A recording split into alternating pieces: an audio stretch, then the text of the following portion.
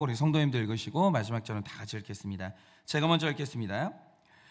고관들과 모든 백성이 제사장들과 선지자들에게 이르되 이 사람이 우리 하나님 여호와의 이름으로 우리에게 말하였으니 죽일 만한 이유가 없느니라. 그러자 그 지방 장로 중 몇 사람이 일어나 백성의 온 회중에게 말하여 이르기를 유다 왕 히스기야 시대에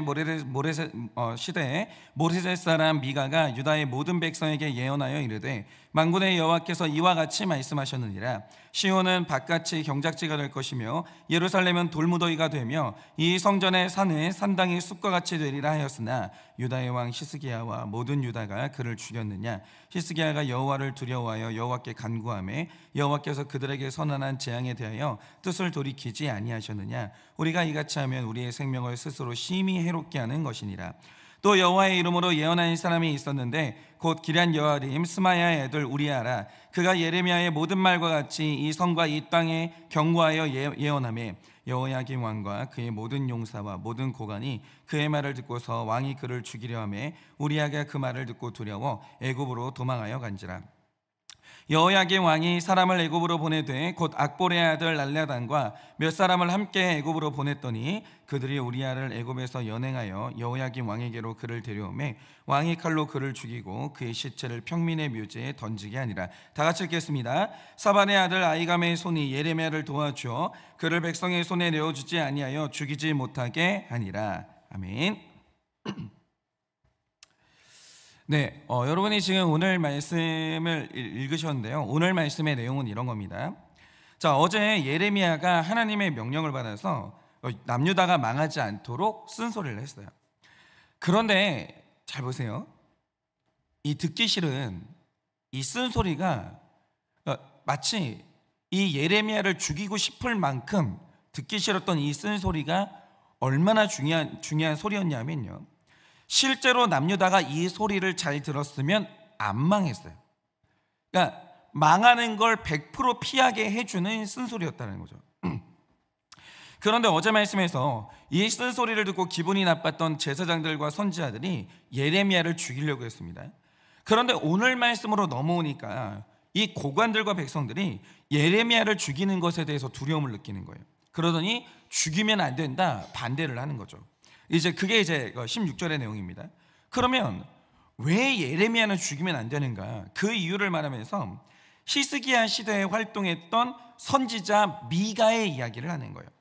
그러니까 우리가 역사를 보니까 미가 선지자가 그 시대를 향해서 너무나 듣기 싫은 흉한 예언을 했었는데 중요한 건 그 흉한 예언이 하나님의 말씀이었던 거예요. 역사를 뒤돌아보니까 알겠는 거예요. 이게 하나님의 말씀이었던 거죠. 그런데 히스기야가 그를 죽였냐? 안 죽였어요. 히스기야가 그 말을 잘 들었다는 거죠. 돌이켰어요. 그랬더니 하나님이 그 재앙의 선언을 돌이키사 그 성 사람들이 다 살아났다는 거죠. 마찬가지로 오늘 예레미야가 선언한 재앙의 말씀이 기분이 나쁜 게 맞다라는 거예요. 그런데 만약 이게 하나님의 말씀이고 그런데도 예레미야를 죽이면 우리가 이 재앙을 어떻게 피하겠는가? 그러니 죽이는 것은 안 된다, 이렇게 반대를 한 거예요.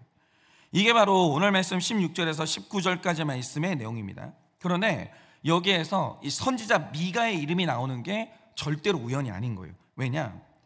여러분, 왜 미가도 그 당시에 평신도를 향해서 쓴소리를 한 게 아니에요. 미가가 쓴소리를 했던 사람이 누구냐면 절대 왕권을 가지고 있는 왕한테 쓴소리를 한 겁니다. 그러니까 목숨 건 거예요. 내가 죽으면 어쩔 수가 없지, 그러니까 의연하게 한 게 아니라 벌벌벌 떨면서 죽을 수도 있는데 하나님이 민족을 구하려면 해야 된다고 하시니까 어쩔 수 없이 목숨을 걸고 하신 거예요.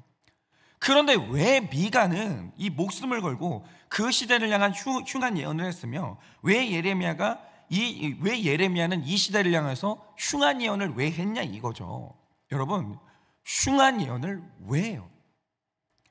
하나님이 미가든 예레미야든 할 것 없이 왜 그 시대에 흉한 예언을 시키냐, 이거예요. 이유가 뭐냐면 두 시대 모두가 다 나라가 망하는 징조가 있었기 때문이고, 그러면 하나님이 보내신 예레미야는 잠잠할 수가 없는 거예요. 그러니까 먼저 이런 겁니다. 오늘 말씀에서 택자들이 절대로 잊지 말아야 되는 게 뭐냐면, 제가 어제 말씀드렸듯이 무릇 택자라는 존재는 누구나 다 나의 예레미야를 만나는 복을 받아요. 이 복을 못 받는 택자는 없어요. 어떤 택자든 다 내가 만나는 예레미야가 있다라는 거예요. 그런데 이 예레미야라는 존재는요, 내가 거룩하게 살고 있으면 외치지 않아요. 여러분이 그걸 하셔야 되는 거예요. 내가 거룩하게 살고 있다, 내가 말씀대로 살고 있다, 예레미야는 입 다무는 거예요. 그런데 왜 갑자기 예레미야가 입을 열어서 쓸소리를 하냐 이거예요. 왜 예레미야가 갑자기 나타나요? 이유는 예레미야가 문제가 아니고요, 내 삶이 망하는 길로 들어섰기 때문에 예레미야가 미가가 나타나는 거예요. 그들이 나타나고 외치는 거죠. 그러니까 이거를 분별하셔야 돼요. 그러니까 제가 어제 말씀드린 게, 우리 택자의 삶에는 하나님이 보내시는 예레미야가 있는데, 그 예레미야 중에 중요한 예레미야가 뭐냐? 그게 바로 예배예요.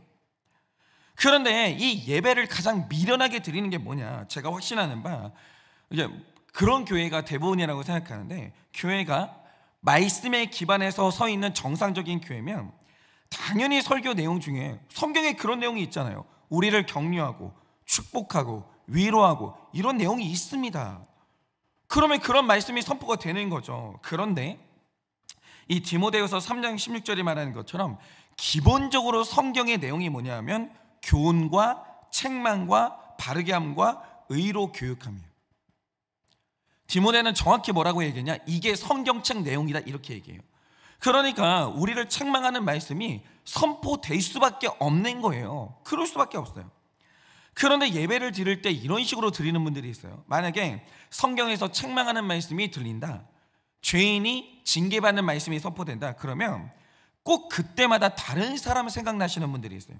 이 말씀은 진짜 우리 남편, 우리 아내 말씀이고, 우리 애들이 꼭 들어야 되는 말씀이고, 우리 장로님, 우리 집사님이 들어야 되는 말씀이고, 심지어는 저 설교를 할 때 목사님이 자기 말씀인 건 알고 있나? 이런 식으로 다른 사람이 계속 생각나요. 그런데 반대로 복 받는다는 말씀, 잘 된다는 말씀, 형통한다는 말씀을 들으면 이거는 절대로 남의 말씀이 되면 안 되는 거예요. 전부 다 이건 내 이야기야, 내 이야기야. 오늘 위로를 주는 말씀이 선포돼요. 이건 진짜 내 말씀이야. 잘 된다는 말씀이 선포돼요. 그러면 야, 진짜 나 이 말씀이 꼭 필요한데 진짜 이건 내 말씀이야. 다 받는 거예요. 그리고 그때마다 아멘 아멘 속으로 외치는 분들이 있다라는 거죠. 이게 뭐냐면 이게 예레미야를 죽이는 거예요. 이게 내가 만난 예레미야를 죽이는 거라는 거죠. 여러분, 예배 시간에 선포되는 모든 말씀이 내 말씀이고요, 다 좋은 말씀이에요. 다 좋은 말씀. 왜냐? 이 기란 예언은요, 내 삶에 힘을 주는 말씀이기 때문에 좋은 말씀이죠. 그런데 흉한 예언은 나를 망하지 않게 해주는 말씀이기 때문에 다 내 말씀이고 다 좋은 말씀이에요. 성경 말씀은 남의 말씀이 없어요. 근데 이게 진짜 어려워요. 여러분, 왜 그런 거 있잖아요. 성경 말씀은 다 내 말씀이에요, 설교는 다 내 설교예요. 이런 말을 우리가 한두 번 듣냐고. 근데 중요한 게 뭐냐? 안 돼요.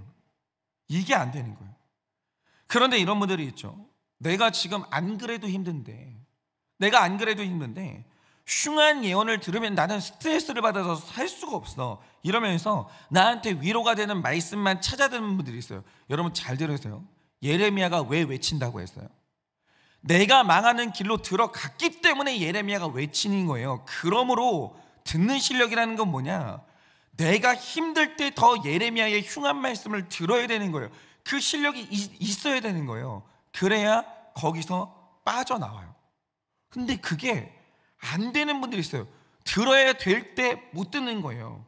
근데 이게 뭐냐? 그게 바로 예배의 실패예요. 그게 바로 예배의 실패예요. 여러분, 내가 오늘 안 되는 일이 있어요, 내가 실패하는 일이 있어요, 그럼 하나님이 예레미야에게 외치게 하신다라는 거죠. 네가 어디서 돌이켜야 되는지, 네가 왜 이렇게 되는지 말씀하신다라는 거예요. 그런데 우리는 꼭 이 가장 예레미야가 외칠 때 꼭 하는 게 뭐냐면 예레미야를 죽여요. 그거 말고 내가 지금 원하는 건 이런 게 아니에요, 일단 저를 좀 위로하세요, 이렇게 되는 거예요. 이게 예배가 안 되는 거예요. 이게 지금 예배가 실패하는 거예요. 우리가 지난주 주일 말씀처럼 약한 거예요. 이러면 살 수가 없는 거죠. 그런데 실패한 예배를 열심히 드리고 있으니까 어떻게 내 삶에 회복이 있겠으며 망하는 길에서 어떻게 돌이킬 수가 있겠어요? 그거는 불가능한 거죠. 그러니까 정말 우리 실력 올라가야 돼요. 예레미야의 타이틀이 뭐냐면 듣기 평가예요. 듣는 실력이 올라가야 우리가 인생의 망하는 길에서 빠져나오는 거예요. 그러니까 정말 애타게 드리는 말씀이 뭐냐면, 길한 예언이 들릴 때도 아멘 하셔야 되지만, 잘 들으세요. 내 인생이 힘들 때마다 예레미야가 외쳐요. 근데 이 예레미야가 길한 예언을 외치는 존재가 아니에요. 흉한 예언을 외쳐요. 그때 들을 수 있어야 돼요. 내가 어디서부터 잘못되는지, 내가 왜 망하는 길을 들어가는지 듣고 돌이키셔야 돼요. 그러면 예레미야도 사라지고 내 삶 가운데 하나님이 주시는 은혜가 임하는 거예요. 그런데 방금 말씀드린 대로 이 시대가 거룩했으면 예레미야와 미가는 등장을 안 해요. 외칠 일이 없는 거죠. 그런데 왜 갑자기 나의 삶에 미가와 예레미야가 등장하고 외치냐? 그들이 망하는 길로 가니까 나의 예레미야와 미가가 등장을 하는 거예요. 그러니까 이 초반에는 히스기야의 시대나 오늘 여호야김의 시대가 뭔가 악하다는 측면에서는 공통점이 있었던 거죠. 그러니까 미가가 나타난 이유가 있었던 거예요. 예레미야가 나타난 악한 이유가 있었던 거예요. 그래서 오늘 우리는 왜 이 두 시대가 망하는 길로 들어갔는지, 이걸 알기 위해서 미가 시대의 배경을 좀 알아야 돼요. 포착을 할 수 있는 거죠. 자, 왜 우리는 흉년으로 들어갈까요? 왜 우리는 망하는 길로 들어갈까요? 여러분이 나중에 이제 미가서 1장 1절 말씀을 보시면 미가서가 어떻게 시작하냐? 그 시대의 배경을 이렇게 설명하는데 이렇게 시작합니다. 유다의 왕들 요담과 아하스노와 히스기야 시대에 모레셋 사람 미가에게 임한 여호와의 말씀 곧 사마리아와 예루살렘에 관한 묵시라, 이렇게 시작을 해요. 그러니까 미가가 왜 등장했냐라고 할 때 요담과 아하스노와 히스기야 시대가 미가를 불러냈다, 이렇게 얘기를 하는 거예요. 바로 이 첫 줄의 말씀이 미가서를 해석하는데 결정적인 구절이에요. 그러면 그 이유가 뭐냐? 자, 우리가 성경에 이제 기록된 구속사를 보면 하나님이 모든 사람들에게요. 그러니까 이거를 대비하셔야 되는데 반드시 두 가지 때를 주세요. 우리 인간은요, 살면서 이 두 가지 때를 만나게 되어 있어요. 그게 뭐냐? 노아의 때를 보면 맑은 날을 주시는데 비가 쏟아지는 흐린 날도 주세요. 누구나 다 인생은 이 두 가지의 기간을 거쳐요. 그리고 욥처럼 흥하는 때를 주시는데 망하는 때도 주세요. 그리고 요셉의 경우처럼 풍년의 7년을 주기도 하시는데 흉년의 7년을 주기도 하시는 거예요. 그러니까 풍년의 7년을 누릴 때는 좋은데 흉년의 7년이 왔을 때 주님 저한테 왜 이렇게 하세요? 부당하십니다, 이러시면 안 돼요. 여러분, 요셉이 믿음이 없어서 흉년의 7년이 온 게 아니에요. 인간은 다 이 두 때를 거쳐요. 그런데 미가서가 쓰여진 때는 유다의 왕들 요담과 아하스와 히스기야 때에 쓰여진 말씀이에요. 그러니까 이 미가가 가장 하고 싶은 말씀이 뭐냐? 방금 말씀드린 것처럼 모든 사람에게 하나님은 길한 날과 흉한 날을 반드시 공평하게 주시는데 지금 미가가 등장했을 때가 언제냐 이거예요. 미가서는 그게 중요해요. 여러분 한번 들어보세요. 이 미가서 1장 1절에 등장하는 요담의 아버지가 그 유명한 우시야 왕이에요. 그러면 우시야 왕은 어떤 사람이냐? 우시야라는 사람은 우리 조선의 왕으로 따지면 정조 왕과 같은 사람이에요. 그러니까 이 당시에 이스라엘은 북이스라엘과 남유다로 갈라져 있었어요. 남북이. 그런데 사실 경제적으로 보면요, 남유다가 북이스라엘보다 훨씬 못 살았어요. 좀 북이스라엘이 약간 경제적으로 2배 이상 차이가 났어요. 잘 살았어요. 그런데 이 구도를 뒤집었던 왕이 누구냐? 그게 바로 남유다의 우시야 왕이에요. 일단 우시야는 등장하자마자 군대를 재편하면서 전투 능력을 눈에 띄게 향상을 시킵니다. 확 끌어올려요. 그런데 이 사람이 또 강대국가의 외교를 기가 막히게 잘해요. 그 결과 블레셋의 주요 도시 중에 하나가 이제 가드였는데 우시야가 이때 가드가 남유다의 영토로 편입이 됩니다. 그러니까 이게 뭐냐면 우리가 평양을 점령한 것과 똑같은 거예요. 엄청난 일이 벌어진 거예요. 대단한 성과가 일어난 거죠. 그리고 우시야의 때 남유다의 성벽이 요새처럼 정비가 돼요. 그러니까 공격도 잘하는데 수비도 잘해요. 그러니까 왕이 이렇게 탁월하니까 남유다가 그때 우시야 왕 때는요, 온 나라가 안정감을 누리게 됩니다. 그러니까 남유다에게 있어서 우시야 왕 때까지는 맑은 때, 부유한 때, 풍년의 때에 속하는 거죠. 그런데 이제 이 말씀에 기록된 것처럼 요담과 아하스와 히스기야 때 잘 나가던 이 남유다의 기세가 확 꺾이게 됩니다. 그리고 이때로부터 남유다에 흉년이 찾아오기 시작해요. 그리고 남유다는 이 흉년을 이제 이겨내지 못하고 주저앉아서 멸망의 길로 들어가게 되는 거죠. 이게 바로 미가의 시대와 예레미야 시대의 공통점이에요. 흉년이 왔어요. 근데 이 흉년을 이기지 못하고 주저앉아버리는 거예요. 그러니까 미가와 예레미야가 외칠 수밖에 없었던 거죠. 근데 중요한 건 이겁니다. 구속사를 보면 노아도 그랬고 아브라함도 그랬고 요셉도 그랬고 택자의 모든 인생에 흉년이 올 때가 있어요. 그런데 중요한 게 뭐냐면 모든 택자가 흉년의 때에 무너지지 않았다라는 거예요. 사실 정상적으로 보면요, 택자의 흉년의 때, 택자는 흉년의 때가 왔을 때 내가 왜 택자인지가 그때 드러나요. 그러니까 노아의 인생에 흉년이 왔죠. 갑자기 비가 와요. 근데 그때 택자인 노아가 보여주는 놀라운 모습이 뭐냐, 택자 노아의 집에만 이 홍수를 이겨내는 배가 준비되어 있는 거예요. 그런 거죠. 여러분, 그리고 또 요셉을 보세요. 요셉의 인생에 7년의 흉년이 왔습니다. 요셉만 비껴간 게 아니에요. 요셉도 7년의 흉년을 맞이했어요. 근데 놀라운 건 뭐냐, 요셉의 집에만, 택자 요셉의 집에만 7년 흉년을 이겨낼 뿐만이 아니라 다른 사람까지 살려낸 풍성한 식량이 준비되어 있었어요. 택자는요, 언제 그 가치가 드러나냐면 흉년이 왔을 때 왜 택자인지가 드러나요. 그런데 이상한 건 이거예요. 미가와 예레미야의 시대를 보면 흉년이 왔어요. 누구나 오는 흉년이 왔어요. 그런데 그들의 삶에 흉년을 위해서 그 준비된 뭔가가 아무것도 없었던 거예요. 택자인데, 그러니까 요셉은 준비되어 있었어요. 노아도 준비되어 있었어요. 그런데 미가의 시대의 사람들과 예레미야 시대의 사람들은 흉년이 왔어요. 준비된 게 아무것도 없었어요. 그 인생에 준비된 방주도 없었고 비축된 식량도 아무것도 없었어요. 그래서 망했어요. 준비된 게 없어서 망했어요. 그러면 이 차이가 왜 왔냐 이거예요. 오늘 말씀의 포인트는 이거예요. 이 차이는 왜 왔어요? 바로 그게 제가 앞에서 말씀드린 것처럼 누구나 인생에는 하나님이 풍년의 때를 주세요. 평안의 때를 주십니다. 중요한 게 뭐냐면 이 풍년의 때, 평안의 때를 당신은 어떻게 보내는가, 거기에 결정적인 차이가 있는 거예요. 결정적인 차이. 말하자면 이런 거죠. 제가 저희 교회는 젊은 층들이 좀 많아요, 상대적으로.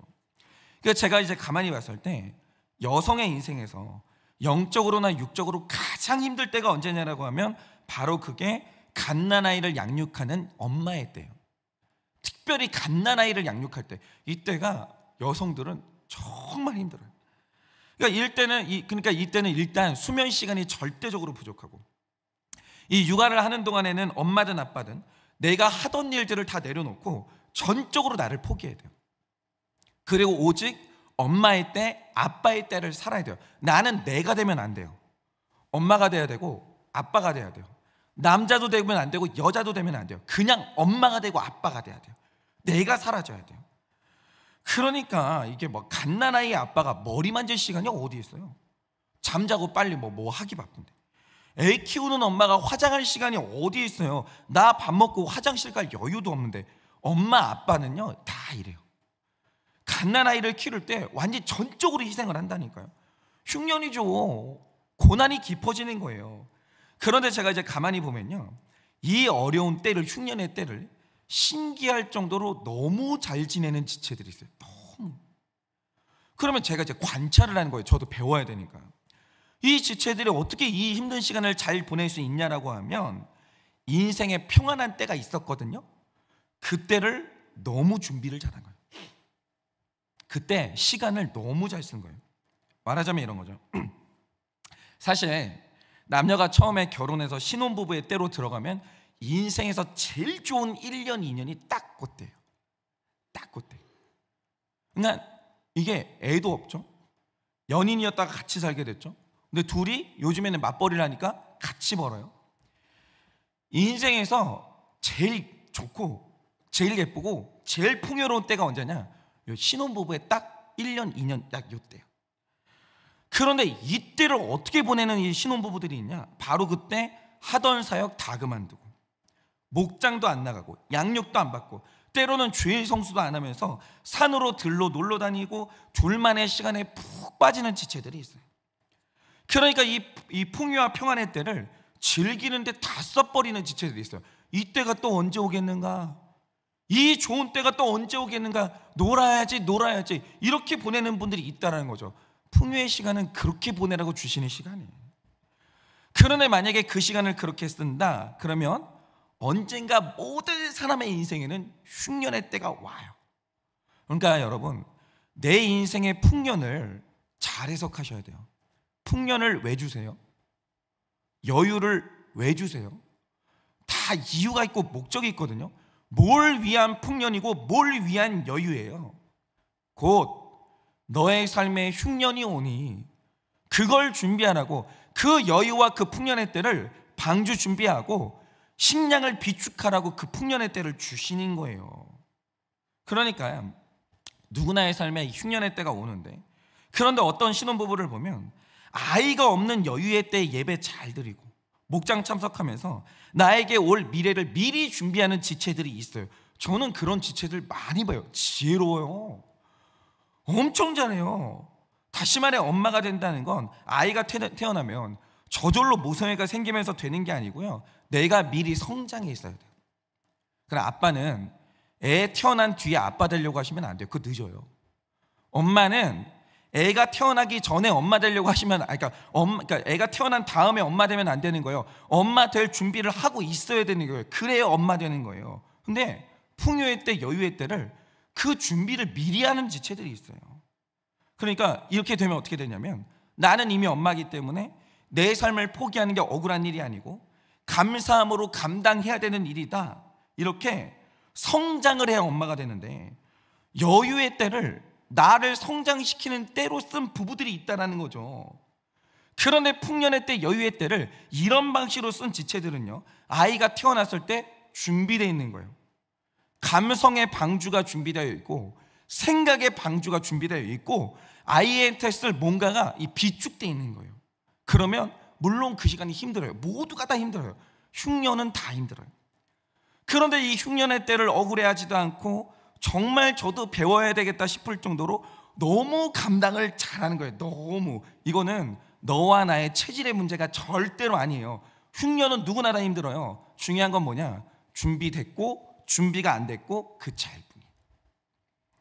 인생은요, 풍요의 때를 어떻게 보내느냐가 관건이에요. 풍요의 때를 왜 주시냐? 흉년 준비하라고 풍년의 때를 주시는 거예요. 그러니까 이런 거죠. 어떤 분들을 보면 풍요의 때 감사와 나눔을 배우는 분들이 있어요. 계속 감사하는 거예요. 감사하다. 애들 건강하니까 하나님의 은혜 아닌가. 물질이 있어요. 하나님 은혜 아닌가. 계속 하나님을 배워요. 감사를 배워요. 그리고 이게 나눈다라는 거죠. 그러면 흉년이 왔을 때 쌓인 믿음이 있는 거예요. 쌓여있는 은혜가 있는 거예요. 그러면 그 믿음으로 버텨내는 거예요. 그리고 그 풍년의 때에 베푼가 있기 때문에 내가 흉년이 왔을 때 내가 베풀었던 거 돌려받아요. 내가 도움을 받거든요. 그런데 이 풍년의 때, 여유의 때를 제일 잘못 쓰는 게 뭔지 아세요? 교만이라는 망하는 길로 들어가시는 분들이 있어요. 내가 지금 풍요롭다고 그렇지 않은 사람들 무시하고, 내가 지금 문제 없다고 목장 가가지고 남의 문제 들을 때 그 시간이 너무 아까운 거예요. 내가 나랑 상관도 없는 이야기를 왜 듣고 앉아 있어야 되나? 이게 다 남의 이야기인데 왜 저 인간들은 저렇게 해서나? 이런 식으로 있잖아요. 목장 시간을 너무 무시를 하는 거예요. 그리고 사람들한테 내 풍요를 자랑하면서 타인에게 열등감 주고, 이런 식으로 풍요의 때를 교만으로 보내버리시는 분들이 있어요. 근데 대부분은 다 이런 것 같고 저도 그런 것 같아요. 풍요의 때를 교만하게 보내요. 교만하게. 나는 영원히 풍요로울 줄 아는 거예요. 그런데 이렇게 풍요의 때 교만함으로 들어가 버린 분들이 결정적으로 못하는 게 뭐냐? 그게 바로 예레미야의 쓴소리를 못 들어요. 아유, 진짜 풍요가 교만으로 연결되잖아요.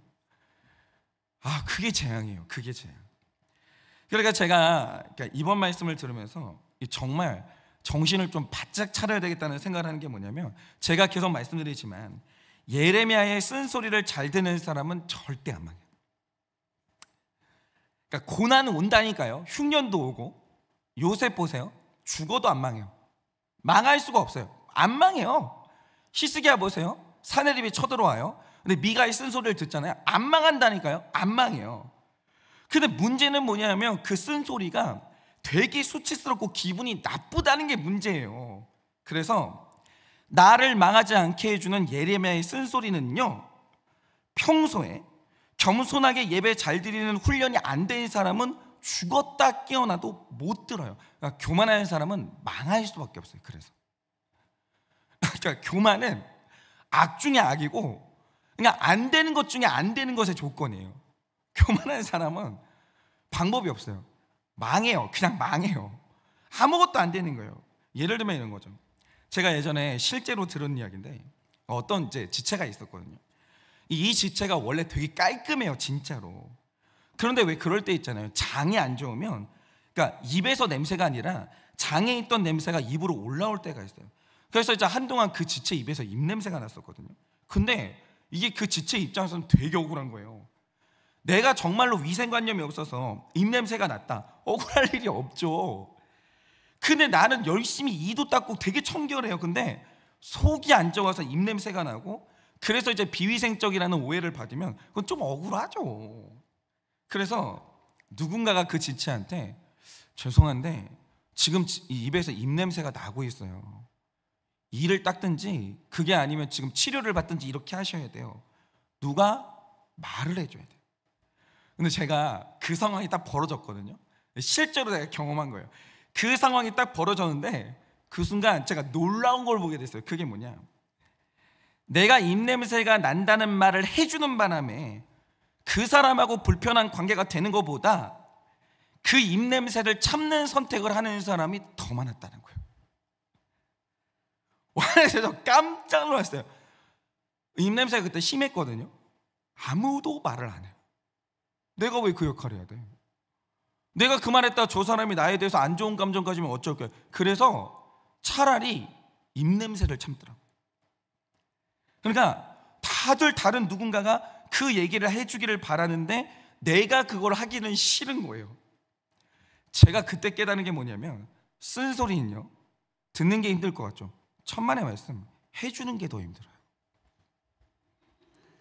예레미야가 얼마나 힘들었는지 아시겠죠? 쓴소리는요, 지나고 나잖아요. 이거 들었어야 되는 말이구나, 다 알아들어요. 중요한 게 뭐냐, 쓴소리는 듣는 것보다 해주는 게 훨씬 어려워요. 그래서 만약에 누가 나한테 쓴소리를 해준다, 그 사람은요, 세상에서 나를 제일 생각해주는 사람, 나를 위해서 고민해주는 사람이고, 그 사람이 진짜 나를 사랑해주는 사람인 거예요. 이게 예레미야의 가치를 모르시면 안 돼요. 예레미야가 진짜예요. 이 사람 없으면 그래서 망하는 거예요. 그런데 이제 그때 어떤 지체가 정말 고민을 했어요. 야, 이건 진짜 우리가 이제 공동체인데 이건 진짜 아니다, 고민하다가 그 당사자한테, 집사님, 입냄새가 너무 심해요 지금. 이게 원인이 뭔지 빨리 찾아야 될 것 같아요. 이 말을 해줬어요. 근데 그 지체는 그때 처음 알았어요. 자기한테 그렇게 심한 입냄새가 처음 난다는 걸. 그래서 이 지체가 그 얘기를 듣고 치료를 받아가지고 입냄새를 고쳤어요. 근데 나중에 그 입냄새를 고친 그 지체가 하는 말이 뭐냐, 내가 만약에 이 얘기를 못 들었으면 얼마나 오랜 시간 수치를 당했겠어요. 실제로 나는 아픈 건데, 저 사람은 좀 지저분한가 보다. 이 수치, 이 오해를 얼마나 오랫동안 당했겠냐라고요. 아찔하잖아요. 야, 진짜 그 사람이 너무 고마운 거죠. 이 얘기가 꼭 들었어야 되는 말이었던 거예요. 근데 문제는 뭐냐, 그 지체가 하는 말이 평생 잊혀지지 않을 것 같은데, 입냄새가 난다는 이 말이 나를 살리는 말이잖아요. 근데 어떤 방식으로 말을 해도 기분은 나쁘더라는 거예요. 수치스럽더라는 거예요. 그러니까 당신 입에서 입냄새가 나요, 이 나를 살리는 말이 기분 좋게 할 방법이 없다라는 거예요. 그러니까 우리를 오늘 살리는 이 쓴소리는요, 듣는 것도 엄청 힘들고 이게 하는 것도 엄청 힘들어요. 이게 쓴소리의 실력이에요. 쓴소리 못 듣는 건요, 실력이 없는 거예요. 쓴소리를 못하는 건요, 사랑의 실력이 없는 거예요. 이거 정말, 이게 인생에서 제일 중요한데 이거만큼 힘든 게 없는 거예요. 그래서 많은 사람들이 이 쓴소리를 한 번 못 들어보고 인생이 망하는 길로 가는 거예요. 그러니까 우리가 남유다처럼 다 흉년 다 와요. 흉년 다 와요. 이 흉년을 잘 보내기 위해서는 풍년의 때를 잘 지내야 되거든요. 풍년의 때에 해야 되는 일이 뭘까요? 정말 그때 겸손을 배우시고요, 잘 듣는 훈련 배우셔야 돼요. 그러니까 이런 거죠. 제발 내 삶이 잘 지낸다고, 문제 없다고 해서 목장에서 남의 얘기를 듣고 그 시간을 남을 위해 쓰는 거 있잖아요. 그거 억울해하지 좀 마세요. 정말 답답해 죽겠어요. 곧 흉년 오신다니까. 이거 제가 여러분 저주하는 게 아니에요. 성경의 택자들 중에 이 시간이 안 온 사람이 누가 있어요? 요셉도 풍년이 왔다가 흉년 왔고, 욥도 풍년이었다가 흉년이 왔고, 안 그런 사람 누가 있어요? 그럼 이 풍년의 때 집중적으로 훈련해야 되는 게 뭐냐? 겸손하셔야 돼요. 쓴소리 잘 듣는 이 훈련을 해내셔야 되는 거예요. 여러분, 그래야 우리 삶에 흉년이 왔을 때 그는 예레미야의 소리를 잘 듣고 흉년에서 탈출해요. 망하는 길로 들어가지 않아요. 그러니까 우리는 이미 다 복을 받아서 쓴소리 해주는 예레미야를 만나요. 그러니까 오늘 여러분 귀에 이 힘든 예레미야에서 큐티 말씀이 들리는 이유가 뭐겠어요? 여러분이 복 받으셨기 때문이에요. 지금도 복이 없는 사람들은 다 자요.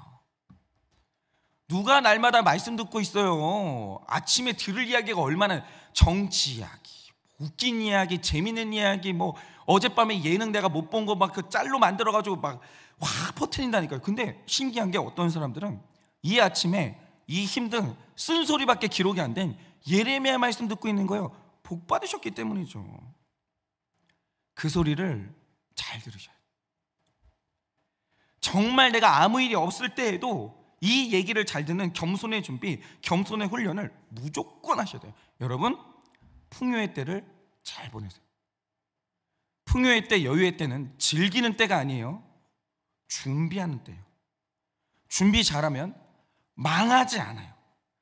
그래서 그러니 오늘도 예배를 잘 들으실 때, 목장하실 때 평소에 쓴소리 듣는 훈련을 잘 하셔서 망하는 길을 피하고 잘 버티고 언젠가 다시 흉년의 때를 맞이하는 여러분 되시기를 예수님의 이름으로 축원합니다. 이 시간에 제가 기도하고 축도함으로 예배를 마치겠습니다. 기도하겠습니다.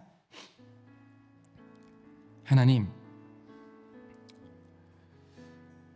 누구나의 인생에 한 사람도 빼놓지 않고 흉년의 때가 오지만 풍년의 때도 있습니다. 풍년의 때가 있지만 또 흉년의 때도 있습니다. 주님, 그런데 왜 나는 흉년의 때 위로만 받고 싶고 쓴소리가 듣기 싫습니까? 왜 나는 흉년이 왔을 때 마음이 무너져 내리고 흉년이 왔을 때 비틀거리면서 일어날 힘이 없습니까? 이유는 하나님께서 나에게 준비하라고 보내신 그 풍년의 때, 평안한 때, 그 때를 잘못 보내기 때문입니다.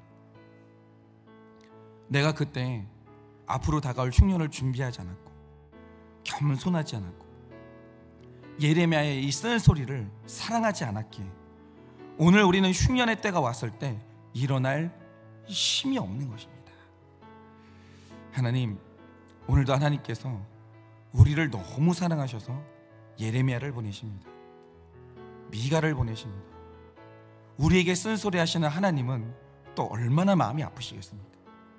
주님, 이제라도 주님께서 우리에게 보내시는 이 예레미야와 미가의 소리를 잘 들어서 막상 흉년이 왔을 때 우리는 준비가 되어 그 흉년을 잘 보내는 우리가 될 수 있도록 은혜를 허락하여 주시옵소서. 지금은 우리 주 예수 그리스도의 은혜와 하나님 아버지의 그 크신 사랑과 성령님의 위로하시고 교통하여 주시는 그 역사하심, 평안하고 풍년의 때를 예레미야의 말씀을 미리 잘 듣는 준비를 잘하여 오늘도 다가올 흉년을 준비하고 흉년이 왔을 때 주와 함께 말씀으로 이겨내기를 원하는 사랑하는 모든 주의 종들의 머리 위에 지금으로부터 영원 무궁토록 함께 있을지어다. 아멘.